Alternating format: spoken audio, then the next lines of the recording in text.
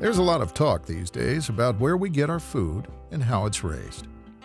How's our food grown? What actually happens on a farm? With so many voices in the conversation, who's right? Making food choices for yourself or your family can be intimidating, even scary. America's farmers want to help you understand. So we went to the one place where the farm meets the table, a grocery store, to ask Nebraska consumers what they wish today's farmers would do. I wish today's farmers would avoid GMOs. The reason we use GMOs today, or genetically modified crops, is to feed a growing population while reducing our use of water and pesticides and chemicals, and also growing a healthy, bountiful supply of food for a growing population.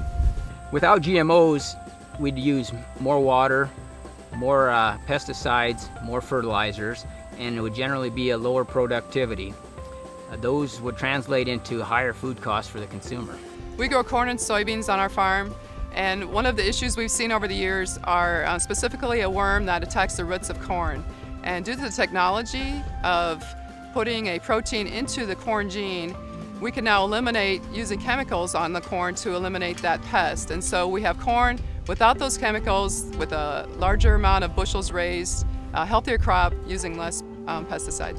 You know, I think today's GMOs, every piece of food that is created, whether it be organic or GMO, is looked at by the USDA and all the food and consumer science people put it under rigorous tests, and have shown that it doesn't, there's no detrimental health benefits to it. So I think it's perfectly safe.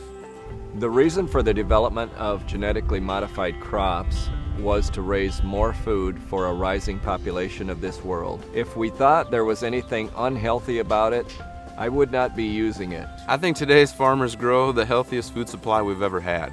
I think we're growing bountiful crops, healthy crops, while using less pesticides, less water, and overall less diesel fuel and less management to do it all. And so I think we're growing the healthiest food supply in the world.